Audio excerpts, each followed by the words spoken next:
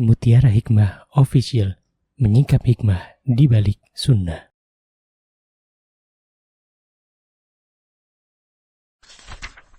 Salurkan donasi terbaik Anda untuk mendukung dakwah Mutiara Hikmah Official. Mari siapkan bekal akhirat kita. Jangan lewatkan kesempatan emas ini. Ayo kita berkontribusi dalam program pembangunan Masjid Mutiara Hikmah yang dibina langsung oleh Ustadz Hanan Yasir MA dan Ustazah Imro'atul Azizah. Raih pahala umroh setara haji dalam program Umroh Iktikaf Ramadan di tahun 2026. Perjalanan penuh makna, bimbingan penuh ilmu bersama Ustadz Hanan Yasir MA dan Ustazah Imro'atul Azizah. Tempat terbatas, daftarkan diri Anda sekarang juga. Jangan lewatkan sensasi umroh full faidah plus daurah fikih hijrah di bulan Syawal tahun 2026 bersama Ustadz Hanan Yasir MA dan Ustazah Imro'atul Azizah. Tempat terbatas, daftarkan diri Anda sekarang juga.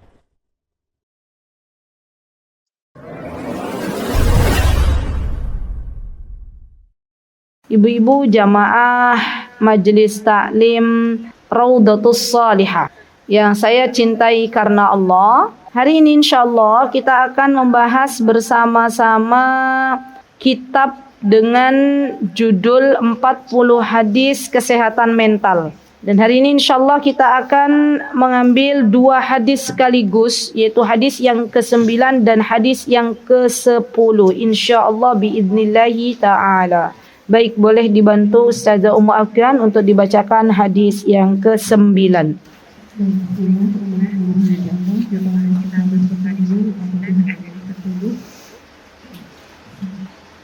Abdullah bin Abbas radhiyallahu anhu qala qala Rasulullah sallallahu alaihi wasallam Sawmu sahri sabr wa salasatu ayyamin min kulli shahr yudhibna wa harra sabr rawahu Ahmad wa huwa sahih tarhib.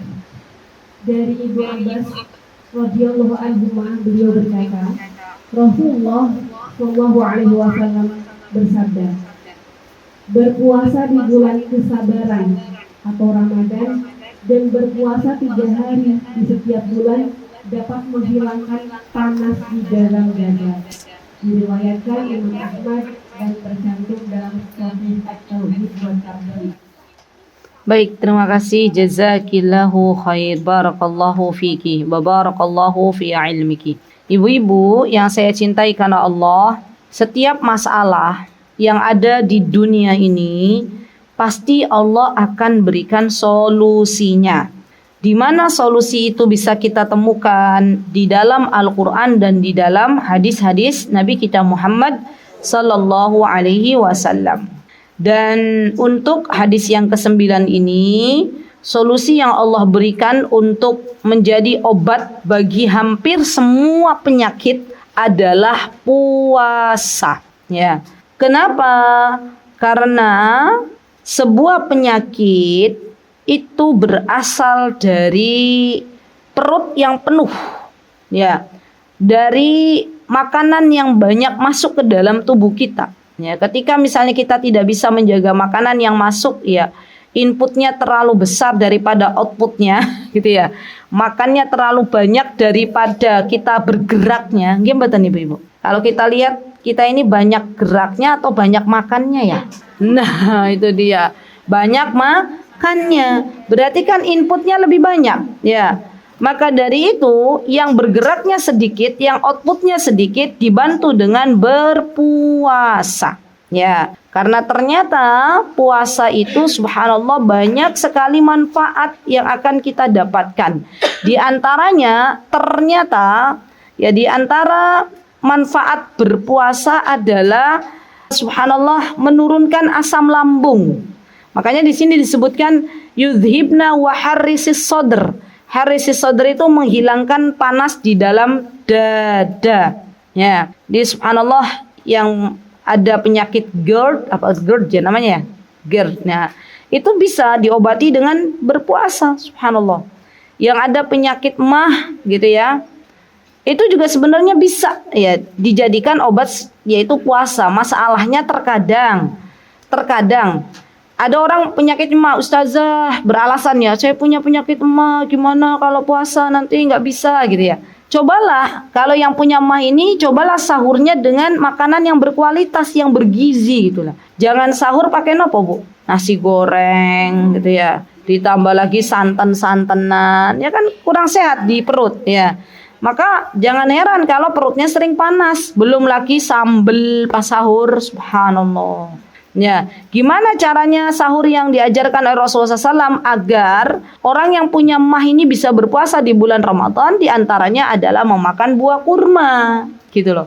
Memakan buah kurma dengan air putih. Kemudian kalaupun misalnya ada gandum, zaman dulu Rasulullah SAW, maka beliau memakan gandum. Atau ketika misalnya ada sepotong daging ya beliau makan juga gitu. Bukannya dimakan gorengan. Nah, coba ibu-ibu, karena itu mempengaruhi. Jadi makanan yang kita makan ketika sahur itu akan mempengaruhi kondisi kita. Subhanallah teman-teman, ternyata setelah saya mempelajari ya sedikit tentang makanan, ya ternyata kalau kita sering makan makanan yang panas dan kering seperti tadi gorengan, pedas, itu lambat laun badan kita jadi panas. Ya. Jangan heran kalau ternyata ya semakin banyak makanan kering masuk ke dalam tubuh kita, kolesterolnya muncul, gitu, asam uratnya muncul, tensinya naik. Subhanallah. Berarti yang salah puasanya atau makanan yang dimasukkan, Bu? Makanan. Tapi kadang kambing hitamnya jadi puasa, gitu kan ya. Padahal puasa kalau kita lihat ya secara medis itu banyak sekali manfaat. Manfaatnya banyak sekali. Di antaranya bisa menurunkan asam lambung. Masya Allah. Ya keren banget ya. Jadi puasa itu luar biasa sebenarnya teman-teman. Dan orang yang punya mah atau asam lambung, ketika dia berpuasa, maka makanlah porsinya sedikit-sedikit gitu loh. Itu akan membantu insya Allah menjadikan lambungnya lebih sehat. Ya. Jangan sampai pas baru buka puasa langsung makan semua yang ada di meja makan, gitu ya. Kolak masuk, ya ibu-ibu, sirup masuk, masya Allah, gorengan apalagi, masya Allah. Ya, akhirnya apa? Akhirnya sebelum tarawih udah lemes duluan, ya. Malah muntah ya, subhanallah. Itu namanya lemak keren. Subhanallah. Jangan sampai seperti itu. Wallahi itu sesuatu yang israf, yang berlebihan, ya. Sesuatu yang berlebihan itu tidak baik. Apapun itu, ya. Allah Subhanahu wa taala berfirman, "Hendaklah kita makan tapi jangan berlebihan." Jadi puasa menjadi salah satu terapi untuk menyembuhkan asam lambung dan mah itu sendiri. Masya Allah. Kok bisa Ustazah? Iya, karena ketika kita berpuasa berarti kita memberikan jeda waktu untuk tubuh beristirahat ya. Lambungnya biasanya kerja terus gitu ya. Kita kasih waktu lambungnya untuk istirahat, maka insya Allah ini akan menguatkan lambung kita. Subhanallah. Jadi jangan sampai kita terkena ini ya Bu, terkena mindset, nanti kalau puasa lambungnya naik. Enggak. Kalau sahurnya benar, insya Allah biidnillahi ta'ala puasanya baik-baik saja. Ya apalagi disertai dengan niat yang baik. Jadi gini ya, subhanallah ibu-ibu. Coba deh panjenengan ya, malam tuh niat puasa ya. Biidnillahi ta'ala ya, karena perut kita sudah disetting dari hati kita, dari pikiran kita mau puasa, insya Allah tidak lapar. Tapi kalau nggak niat puasa ya, berarti kan perut kita, akal kita bilang minta sarapan gitu ya, maka itu biasanya lapar ya. Maka dari itu pentingnya niat ketika puasa di bulan Ramadan, niatnya dari malam hari ya, karena sesuatu itu tergantung dengan niat. Kemudian subhanallah teman-teman, ternyata puasa ini juga menyehatkan badan. Wabil khusus bagi teman-teman yang sedang punya program diet gitu ya. Program mengecilkan berat badan. Ya, jadi ada namanya apa tuh? Nah itu dia tuh Mukrata tuh baru datang langsung nyaut tuh. Mukrata? Lah iya itu dia. Waduh, masya Allah, jenengan pakai metode itu toh? Oh lah, kenapa nggak pakai metode puasa Daud mawon? Lah itu intermittent fasting malah bisa, tapi puasa malah berat lah kepripun. Kadang-kadang 7 kilo ya turun ya. Masya Allah. Berarti sekarang Mukurata ramping, Masya Allah. Iya kan, kalau orang pakai program diet kan suruh puasa gitu kan ya 16 jam itu kan ya. Malah 20. Jadi 20 tuh nggak makan apa-apa. Ngemil boleh nggak? Oh, minum tok. Jenengan kuat 20. Masya Allah. Masya Allah. Lihat.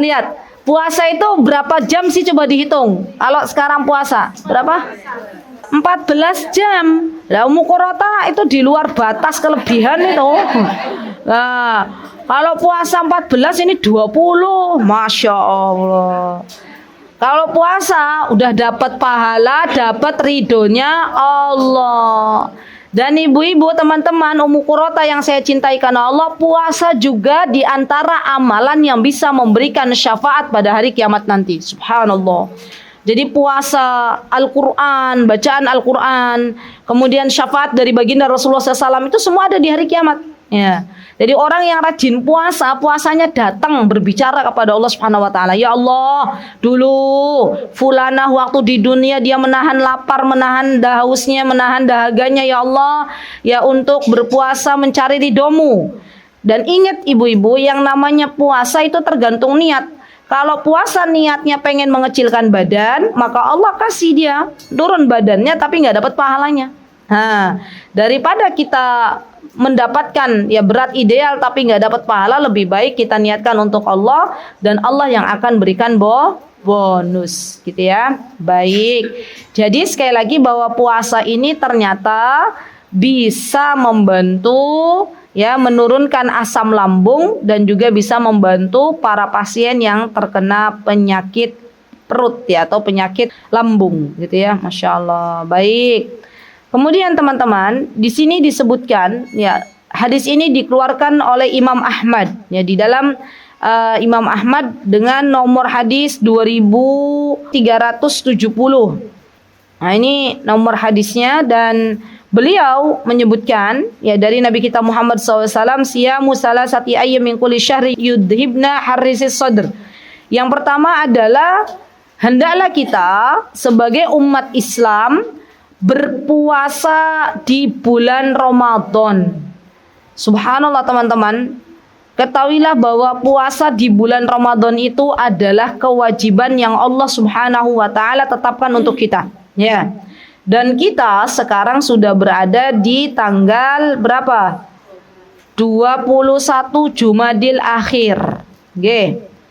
Jumadil Akhir itu berarti sebentar lagi Rajab, sebentar lagi Sya'ban, sebentar lagi Ramadan. Maka perlu ancang-ancang dari jauh hari, perlu bersiap-siap, bacaan Al-Qur'annya dikencangkan lagi, puasanya dilatihkan lagi, bersedekahnya dilatih lagi, dan kita tahan lisan-lisan kita untuk tidak berkata-kata yang buruk. Kenapa? Karena puasa itu sejatinya bukan hanya menahan lapar dan dahaga, tapi puasa itu sejatinya adalah menahan apa-apa yang Allah Subhanahu wa taala tidak sukai, tidak Allah ridhoi. Dan biasanya banyak dosa yang dilakukan oleh orang-orang yang sedang berpuasa yang tidak disadari, diantaranya adalah dosa lisan. Ya. Jadi lisan ini hati-hati teman-teman. Jangan kita kira yang namanya puasa itu hanya menahan makan dan haus dari mulai terbit fajar sampai tenggelam matahari. Tapi puasa pada hakikatnya adalah menahan apa-apa yang dilarang oleh Allah Subhanahu wa taala dan Rasulnya. Ya. Baik.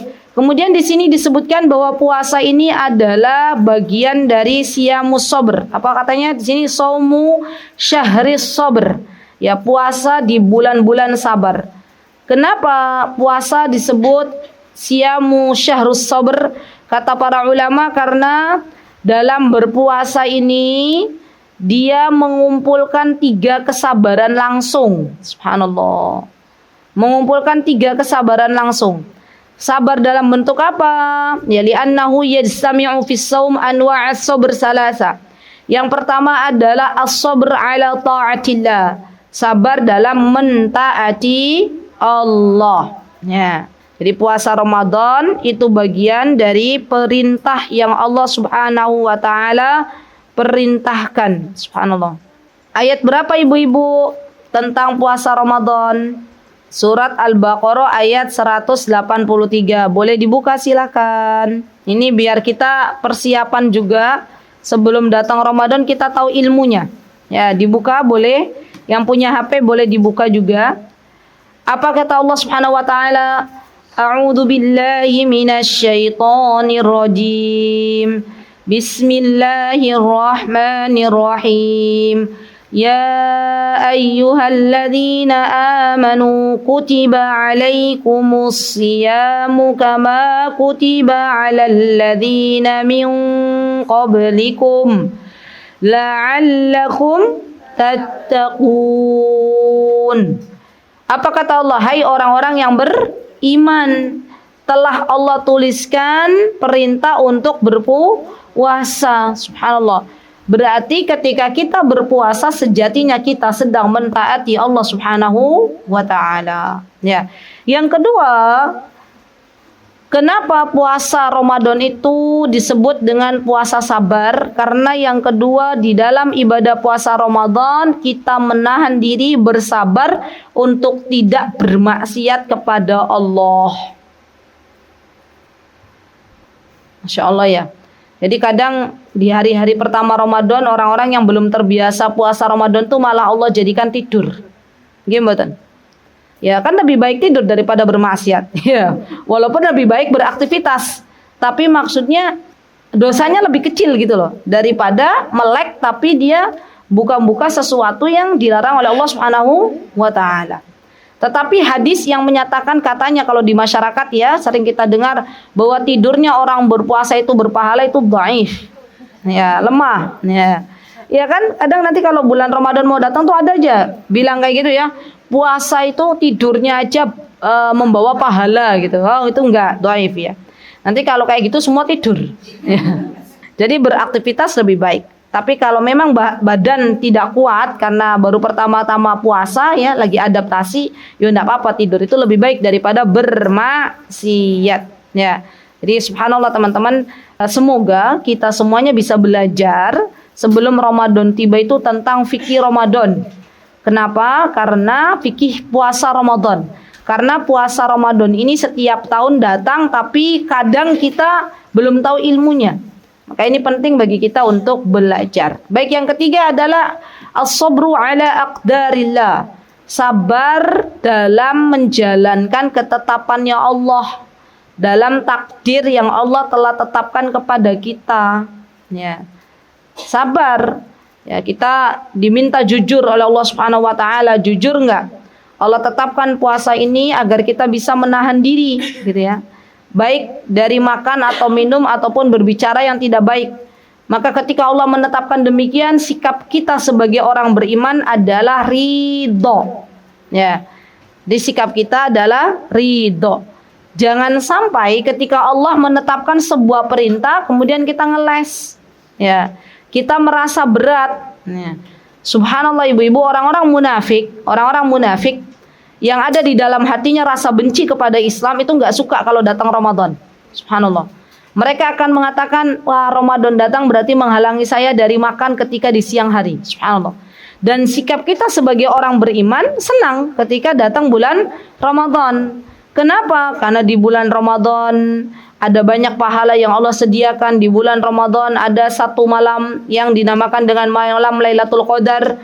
Ya, lebih baik daripada 1000 bulan. Di bulan Ramadan, ya Allah Azza wa Jalla mengampuni dosa-dosa hambanya. Itulah sikap orang beriman. Kalau sampai ada orang, ya datang bulan Ramadan, mau datang bulan Ramadan di bulan Syaban, terus dia benci. Ya, dia nggak suka dengan datangnya Ramadan, berarti ada sesuatu di dalam hatinya. Ya, jadi sikap kita sebagai orang beriman menerima ridho dengan ketetapan Allah Subhanahu wa taala. Subhanallah. Dan banyak ya teman-teman zaman sekarang ya, kalau dulu orang mau buka warung pas Ramadan itu ya sembunyi-sembunyi. Ya subhanallah, di Ramadan terakhir kemarin gimana? Banyak yang udah terang-terangan ya. Angkringan isinya bapak-bapak semua gitu ya. Bapak-bapaknya kalau bukan orang Islam ya nggak apa-apa, tapi itu rata-rata biasanya bapak-bapak yang identitasnya muslim gitu loh. Maka dari itu hati-hati, yang namanya ibadah puasa itu ibadah kejujuran. Ya, jujur nggak sama Allah. Ya, baik. Kemudian yang kedua teman-teman, Rasulullah Shallallahu Alaihi Wasallam memerintahkan untuk berpuasa 3 hari dalam 1 bulan. 3 hari dalam 1 bulan. Dan para ulama berbeda pendapat dalam hal ini.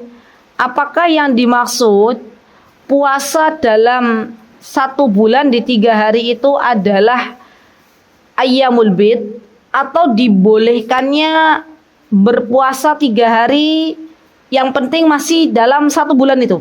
Ya, ini ulama berbeda pendapat. Ada yang mengatakan bahwa yang dimaksud dengan salasata yaum ini adalah puasa di tanggal 13, 14, 15 Hijriah. Ada juga yang mengatakan tidak apa-apa, nggak tanggal 13, 14, 15, yang penting 3 hari dalam 1 bulan. Entah itu puasa Senin Kamis ataupun puasa yang lainnya, puasa sunnah maksudnya. Ya, yang penting jumlahnya 3. Subhanallah. Jadi tidak usah perlu gontok-gontokan teman-teman ya.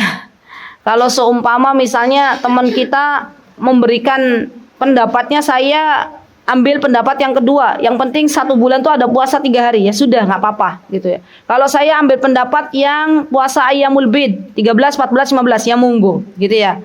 Bahkan kalau misalnya seumpama ya, saya pernah baca kitabnya Syekh Utsaimin, kata beliau seumpama ada orang yang berudzur, misalnya sakit atau haid, di tanggal 13, 14, 15 Syekh Utsaimin membolehkan untuk berpuasa di selain tanggal itu.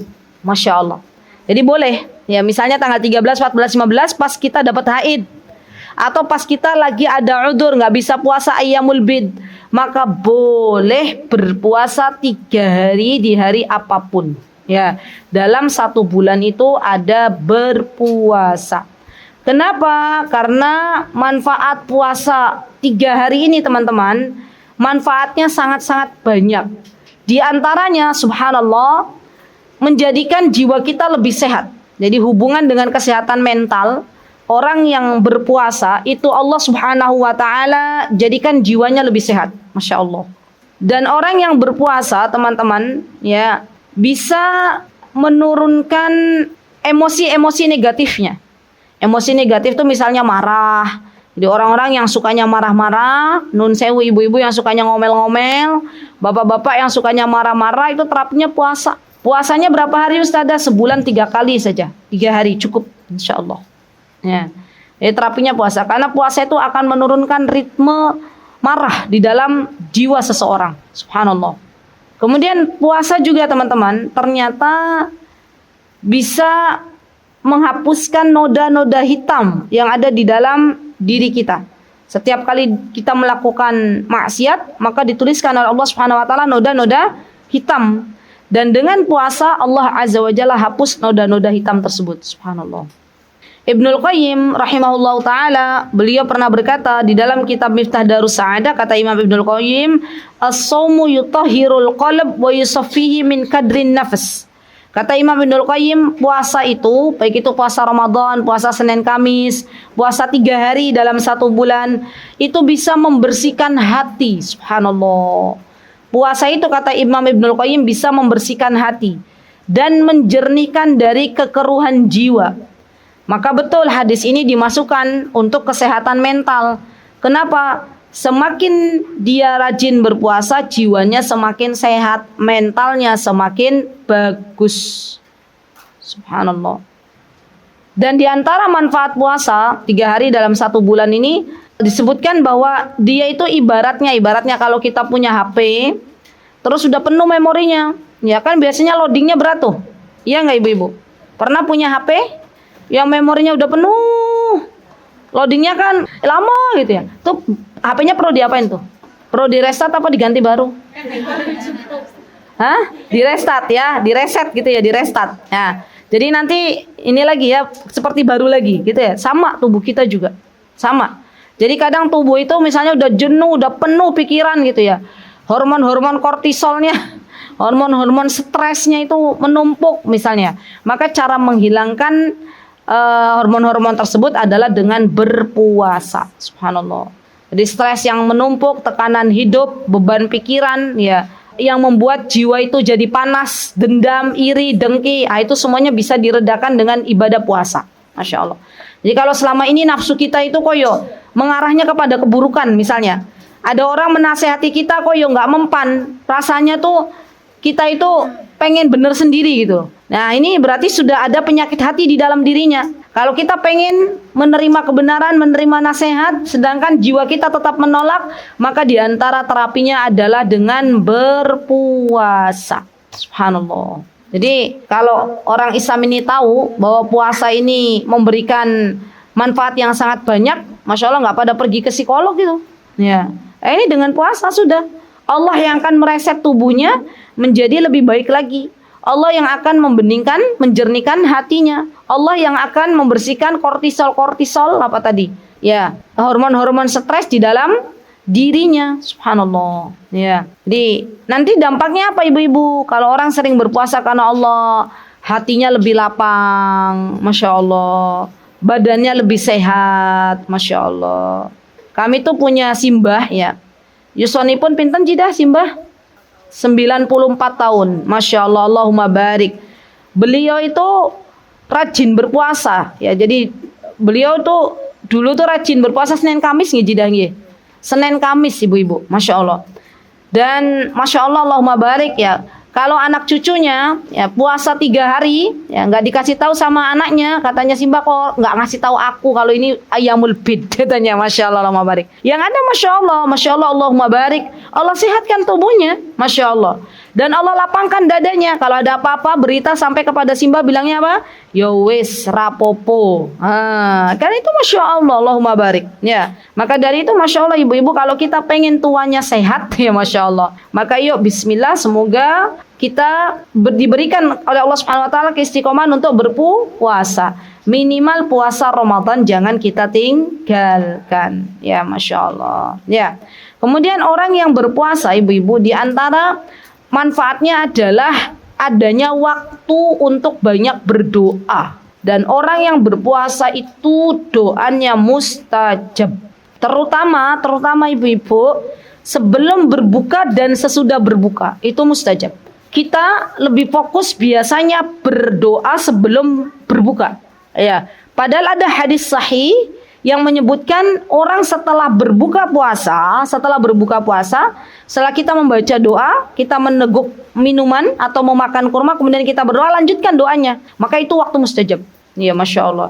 Jadi ditulis ilmu bu, ilmu. Kalau kemarin kita taunya doa waktu mustajab untuk orang berpuasa kan sebelum berbuka. Ya sekarang alhamdulillah Allah kasih tambahan ilmu. Setelah berbuka juga ada waktu mustajab. Ya, jangan tinggalkan itu.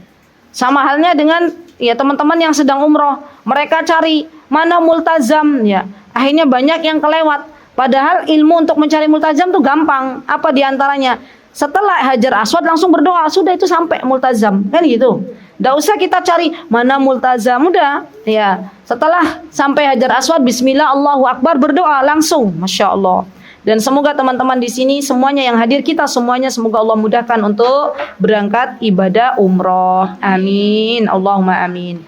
Baik. Jadi teman-teman sekali lagi bahwa puasa ini memiliki banyak sekali manfaat ya Masya Allah. Dan kalau kita tahu bahwa puasa ini banyak sekali manfaat, ya antaranya tadi bisa memberikan syafaat atas izin Allah Subhanahu Wa Taala ya, dan bisa merasakan kondisi saudara-saudara kita yang nggak punya makan untuk bisa dimakan pada hari ini juga misalnya. Maka ini Masya Allah akhirnya Allah lembutkan hatinya. Masya Allah. Jadi orang yang sering kelaparan ibu-ibu, orang yang suka nahan lapar, itu adalah orang-orang yang Allah lembutkan hatinya. Subhanallah. Sebaliknya orang yang terbiasa kenyang, ya makannya banyak, maka Allah yang akan mengeraskan hatinya. Jadi kata Imam Ibnul Qayyim di dalam kitab Ad-Da'i wa Dawa, di antara yang bisa mengeraskan hati itu banyak makan. Maaf ya.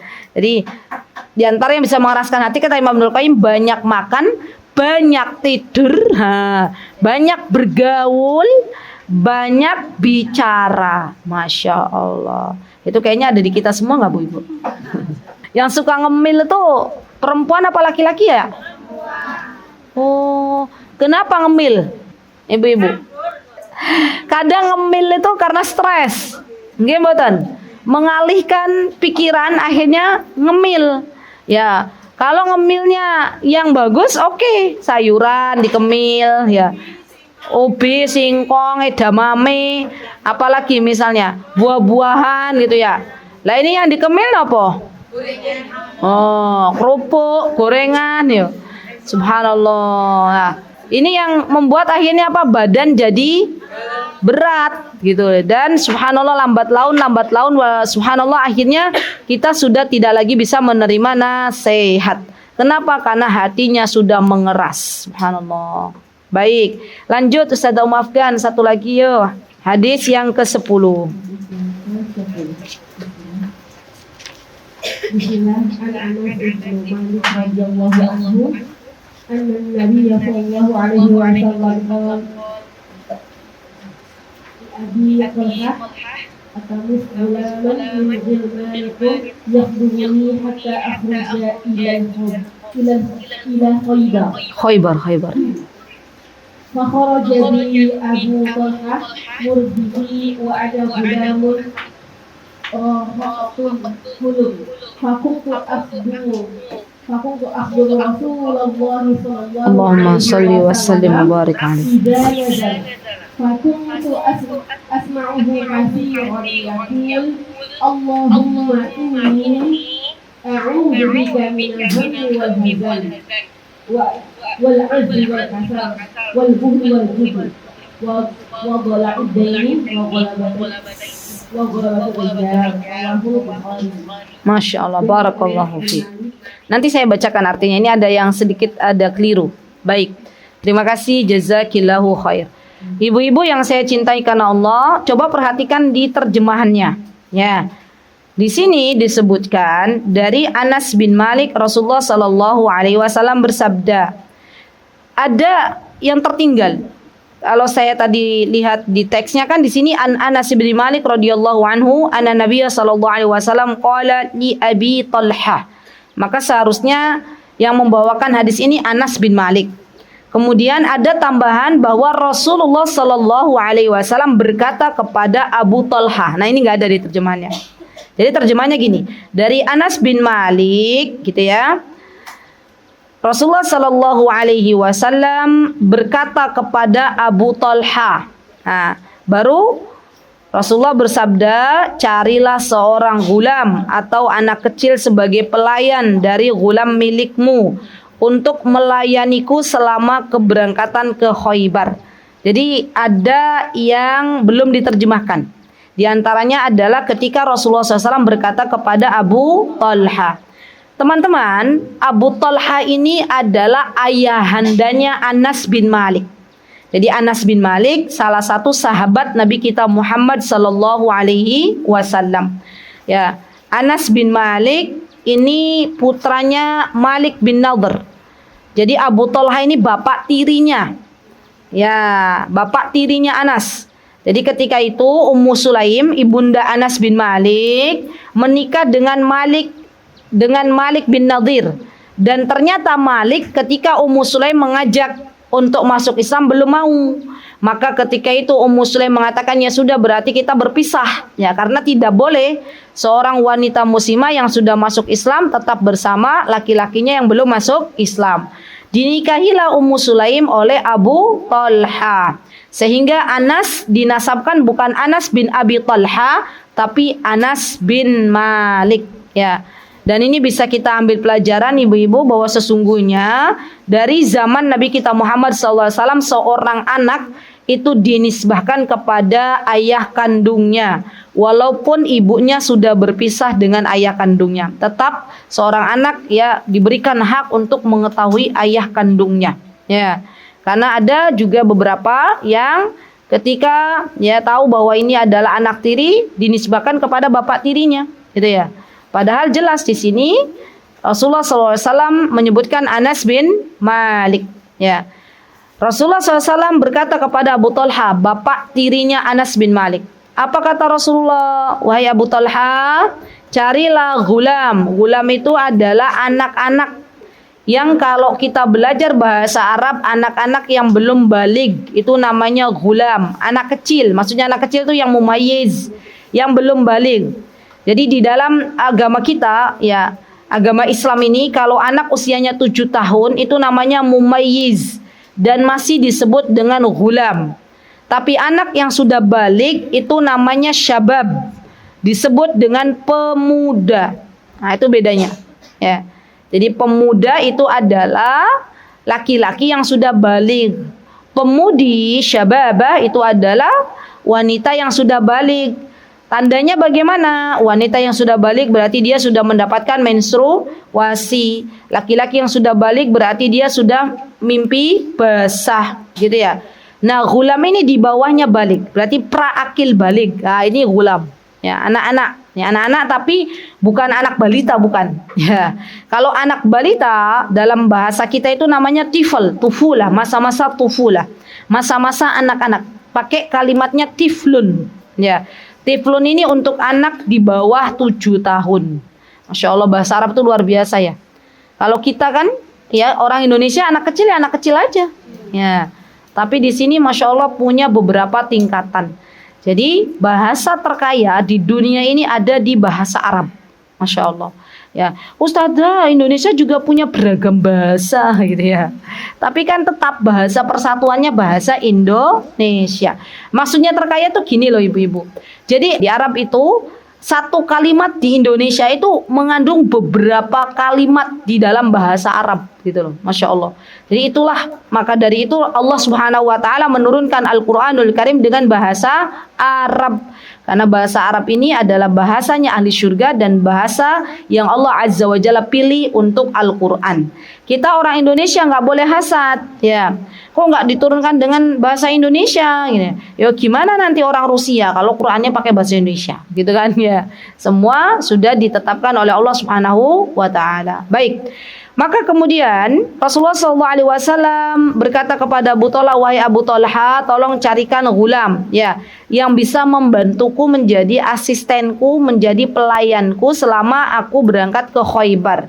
Maka kemudian fakharaja bi Abu Talha, maka keluarlah Abu Talha, ya, bersama Anas bin Malik murdifi wa ana ghulamun rahaqtul huluma. Ya, nih Anas berkata saat itu aku seorang anak kecil yang hampir balik, betul kan? Berarti ghulam itu praakil balik, sudah mumayyiz tapi belum balik. Maka dari itu disebut ghulam. Jadi ibu-ibu kalau misalnya ketemu di sebuah hadis ya ghulam gitu ya. Ya jangan dibayangkan oh anak TK gitu, jangan. Itu tuh berarti anak SD kelas 1 2 3. Nah, itu ghulam namanya, gitu ya. Kan ada tuh di kisah Ashabul Ukhdud. Itu kan ya ada ya. Ada seorang ghulam gitu kan ya disebutkan ya. Berarti itu anaknya tuh usia-usia segitu. Bukan usia yang kecil banget, bukan yang sudah syabab. Ya. Baik. Kemudian setelah ini Anas bin Malik berkata, "Fakuntu akhdamu Rasulullah SAW idza nazal." Subhanallah. Beliau melayani Rasulullah SAW ketika Rasulullah SAW singgah. Ya, jadi kan Rasulullah butuh orang yang melayani ya Rasulullah ketika berangkat ke Khaybar. Maka subhanallah ibu-ibu, ternyata Anas ini anak yang cerdas, Masya Allah. Ketika beliau melayani Rasulullah SAW, bukan hanya melayani, tapi beliau juga mencermati. Jadi analitikalnya tuh tinggi, Masya Allah. Kan anak-anak cerdas itu biasanya begitu ya. Ya, memperhatikan gitu kan ibu-ibu ya. Masya Allah. Jadi bukan cuma bermain, tapi Anas memperhatikan apa sih yang dibaca oleh Rasulullah SAW gitu ya. Dan subhanallah, Abu Talha dan Ummu Sulaim itu orang tua yang luar biasa loh. Kenapa? Bisa saja Abu Talha cari ya anak lain selain anak tirinya, tapi Ummu Sulaim memilih Anas bin Malik untuk dicarikan guru terbaik. Dan tidak ada guru terbaik di zaman Rasulullah SAW kecuali Rasulullah SAW. Maka kita hari ini ibu-ibu sebagai orang tua perlu meneladani Rasulullah SAW. Ketika mencari pendidikan terbaik untuk anak kita, carilah guru-guru terbaik dan minta sama Allah agar ditunjukkan di mana guru-guru terbaik itu. Ya, jadi masya Allah ya teman-teman, anak-anak itu ternyata di antara yang menjadikan anak ini masya Allah sukses, pertama adalah Allah Subhanahu wa Ta'ala. Yang kedua adalah guru-gurunya, masya Allah. Lihatlah bagaimana Muhammad Al-Fatih, zaman dulu kala, Muhammad Al-Fatih itu yang berhasil meruntuhkan apa? Konstantinopel gitu ya, yang berhasil jaya di Konstantinopel. Itu kan bapaknya Muhammad Al-Fatih, Syekh Murad ya. Syekh Murad itu gurunya. Bapaknya tuh mencarikan guru terbaik kala itu. Subhanallah. Sampai-sampai kalau kita lihat di kisah-kisah beliau itu, Masya Allah ayahnya tuh benar-benar menitipkan Muhammad Al-Fatih ini kepada gurunya beliau gitu loh. Masya Allah.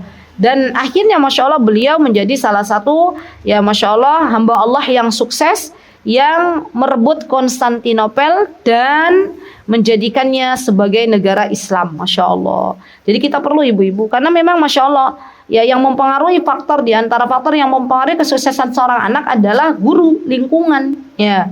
Dan kita nggak pernah tahu guru terbaik untuk anak kita itu seperti apa, maka kita minta sama Allah Subhanahu wa Ta'ala. Jadi doanya begini ibu-ibu, ya Allah berikanlah anak-anakku guru terbaik. Ya Allah, berikanlah anak-anakku lingkungan terbaik untuk belajar. Ya Allah, lembutkanlah hati anakku sehingga Engkau berikan apa-apa yang bermanfaat untuk anakku. Ya Allah, berikanlah kepahaman untuk anakku dalam menyerap ilmu dari guru-gurunya. Jadikanlah anakku anak yang beradab. Nah, itu tuh doa-doa kita tuh, Bu. Ya jangan sampai kita hanya berdoa, ya Allah sukseskanlah anakku, jadikanlah dia ranking pertama di kelasnya. Ya, apa gunanya ranking pertama kalau dia nggak beradab? Maka dari itu kita minta sama Allah, semoga Allah jadikan anak-anak kita anak-anak yang beradab. Gitu ya, Masya Allah. Baik, kemudian Anas bin Malik berkata bahwa beliau mendengar Rasulullah SAW membaca doa. Ini doanya dihafalin ya ibu-ibu ya. Ditulis, ya pakai tulisan besar ya. Boleh nanti di fotokopi, Bu Lisa, terus ditempel. Tempelnya di mana Ummu Qurrata? Di tempat sholat atau di cermin, boleh. Ya di mana saja tempat yang kita sering lihat. Apa doanya? Allahumma, yuk kita baca bareng-bareng yuk. 1, 2, 3. Allahumma inni a'udzubika minal hammi wal hazan wal ajzi wal kasal wal bukhli wal jubn wa dhala'ad daini wa ghalabatil rijal. Ada berapa yang kita minta kepada Allah, teman-teman? 1, 2, 3, 4, 5, 6, 7, 8. Masya Allah. Dalam satu doa kita minta 8 permintaan sekaligus. Yang pertama kita minta apa?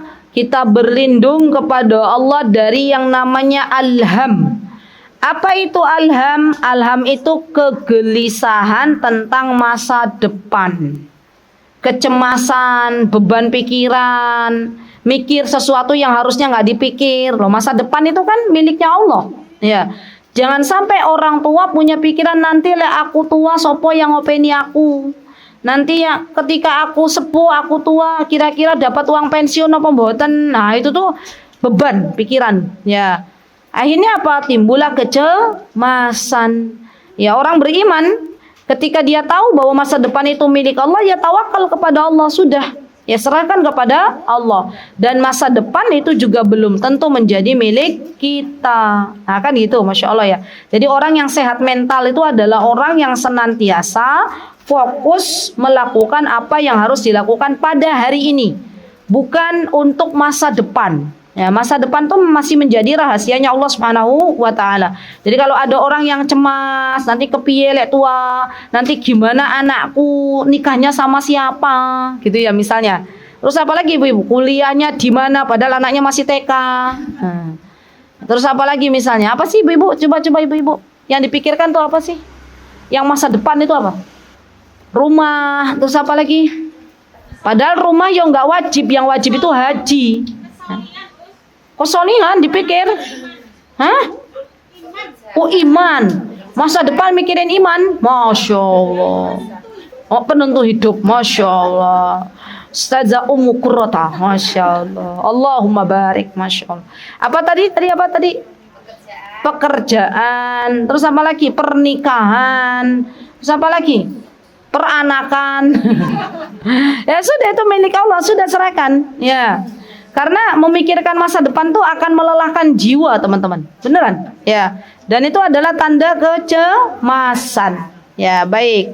Al-huzn, apa itu al-huzn? Bedanya di mana? Bedanya sama-sama cemas, tapi al-huzn adalah kesedihan akibat sesuatu yang telah terjadi. Contoh, ada orang ditinggal wafat oleh ibunya, maka itu al-huzn, sedih. Jadi bedanya di situ, ya. Kan sedih. Sedih kenapa? Karena ada sesuatu yang telah terjadi sekarang. Saudari-saudari kita di Sumatera itu ham atau huzn masuknya? Huzn. Ya, kenapa? Karena mereka sedih terhadap apa yang telah menimpa mereka. Tapi Masya Allah ya ibu-ibu, saya menemukan video, ya Masya Allah, di mana orang-orang Aceh terutama ya, Masya Allah, karena itu adalah videonya orang Aceh. Mereka itu ketika ditimpa musibah tuh mereka bilang apa? Alhamdulillah, Alhamdulillah, gitu ya Masya Allah. Itu bener jadi ada orang Aceh ya, ketika ada video saudara-saudaranya bilang Alhamdulillah, Alhamdulillah, itu kemudian di video diambil video gitu ya. Tapi nggak kelihatan orangnya, cuman suaranya aja. Alhamdulillah, mereka masih bersyukur kepada Allah. Alhamdulillah, Alhamdulillah, Masya Allah. Ya, kalau ujian itu ditimpakan kepada kita, belum tentu teman-teman kita pun masih bisa bersyukur kepada Allah. Allah kuatkan saudara-saudara kita yang ada di Sumatera sana, Masya Allah. Ya, mereka sedih, tapi mereka harus bangkit. Ya, Masya Allah, bahu-membahu untuk menjadikan masa sulit mereka menjadi masa-masa yang bahagia. Masya Allah. Ya, sedih ya rasanya kita yang nggak ditimpa ujian aja sedih di sini, ya kan? Melihat ya jalan berkilo-kilo, terakhir kemarin harus berjalan 7 km karena jembatannya putus. Ya, bayangkan ibu-ibu jalan 7 km dengan membawa ransel gitu ya, Masya Allah. Sedih ya rasanya ya Allah. Ya, rumah-rumah mereka terkubur, kendaraan, perabotan, bahkan diketahui lumpurnya itu mengeras. Subhanallah. Jadi ya sudah nggak bisa lagi. Ya. Dan inilah hakikat dunia, apa yang kita sombongkan, semua milik Allah. Ya, begitu cepatnya Allah mengambil kalau Allah berkehendak. Maka dari itu tidak ada yang perlu kita sombongkan, semua titipan dari Allah Subhanahu wa taala, dan bersiap-siap manakala Allah mengambilnya kembali. Baik. Kemudian yang ketiga adalah al-ajiz. Apa itu ajiz, ibu-ibu? Ajiz itu lemah. Jadi kalau kita pengen dikuatkan sama Allah, maka kita berlindung kepada Allah dari sifat ajiz. Allahumma inni a'udzubika minal ajiz. Ya. Yang keempat adalah al-kasal. Kasal tuh males, mager, nggak mau bergerak, pengennya rebahan. Nah itu kasal. Ya. Kasal tuh males. Dia punya daya, punya upaya atas izin Allah untuk bergerak, tapi nggak mau bergerak. Ya. Kan zaman sekarang banyak orang males, ibu-ibu. Ya harusnya ke dapur masak, dia tinggal nunul datang makanan. Ada yang mencet beltet ya, ambil makanan ya. Subhanallah. Lebih banyak orang malas apa lebih banyak orang rajin zaman sekarang? Malas. Lah gimana kerjaannya makan, nyekrol HP, gak mau bergerak, akhirnya banyak apa? Muncul penyakit, obesitas, dan macam-macamnya. Ya Masya Allah. Jadi kalau kita nggak pengen mager terus, nggak pengen malas terus, berdoa sama Allah. Allahumma inni a'udzubika minal ajzi wal kasal. Baik. Kemudian al-bukhl. Apa ini al-bukhl? Kikir, koret, pedit. Nah itu. Namanya bukhl. Subhanallah. Dan syaitan itu, na'udzubillah minasyaitonir rajim. Itu memberikan was-was kepada manusia, gangguan kepada manusia, ya bahwa setan tuh bilang nanti kalau hartamu dikeluarkan, ya kamu akan kehilangan hartamu. Padahal dalam sejarah, dalam kaidah tidak ada yang kita keluarkan dari harta kita kecuali Allah akan tambah dari arah yang tidak kita sangka. Maka al-jubn ini bagian dari sesuatu yang harus kita hindari. Kita berdoa kepada Allah agar Allah Azza wa Jalla tidak memberikan kepada kita sifat al-bukhl. Al-jubn, jubn itu adalah pengecut. Ya, pengecut maksudnya dia kalau diberikan amanah, dia tidak tunaikan amanah tersebut, dia lari dari amanah yang diberikan, yaitu pengecut namanya, berkhianat. Nah, pengecut itu berkhianat, ya termasuk khianat dari amanah. Ya. Kalau ada orang dia diberikan amanah dan kita juga diberikan amanah anak-anak kita, maka kita jaga, kita rawat, jangan sampai kita menjadi orang-orang yang pengecut, yang berkhianat kepada Allah Subhanahu wa taala. Baik. Wa dhala'ad dain. Ini doa buat yang terlilit hutang. Doanya apa? Allahumma inni a'udzubika min dhala'id dain. Ya Allah, aku berlindung kepadamu dari terlilitnya hutang. Ya subhanallah. Wa ghalabatir rijal. Apa ini ghalabatir rijal? Dikuasai oleh orang. Jadi kayak real gambarannya misalnya didatangi debt collector gitu ya. Debt collector ini nagih hutang. Ada nggak debt collector nagih hutang begini? Sudah jatuh tempo. Ada nggak? Kan nggak ada. Rata-rata kan keras, ya nggak? Dan orang-orang yang berhutang itu ibu-ibu akan diberikan rasa gelisah oleh Allah Subhanahu wa taala. Siangnya, malamnya tuh gelisah terus. Apalagi berhutangnya ke rentenir. Ya, ada debt collector ke bank. Wah, itu bahaya banget. Ya. Maka dari itu jangan dibiasakan untuk berhutang. Ya, kumpulkan dulu, kalau mau sesuatu baru dibeli. Ya, zaman sekarang banyak sekali orang bermudah-mudahan berhutang. Untuk apa hutangnya? Untuk ya membeli keinginan, bukan kebutuhan. Nas'alullahas salamah. Kita minta keselamatan dari Allah Subhanahu wa taala agar kita dijauhkan dari kedelapan sifat yang tadi kita pelajari bersama, dan kita amalkan doa ini. Semoga Allah Subhanahu wa taala menjadikan kita orang-orang yang punya hamasa. Apa itu hamasa? Punya semangat, rajin gitu ya, nasyat. Dan juga kita diberikan oleh Allah Subhanahu wa taala kekuatan, bukan kelemahan. Allah Subhanahu wa taala memberikan kepada kita sifat dermawan, dan Allah tidak memberikan kepada kita ya terlilit dalam keadaan berhutang ataupun dikuasai oleh orang lain. Jadi doa ini sangat penting ibu-ibu, silakan dipraktekkan, silakan diamalkan. Dan Allah akan memberikan kebahagiaan terhadap kita semuanya di dunia dan di akhirat. Amin. Allahumma amin.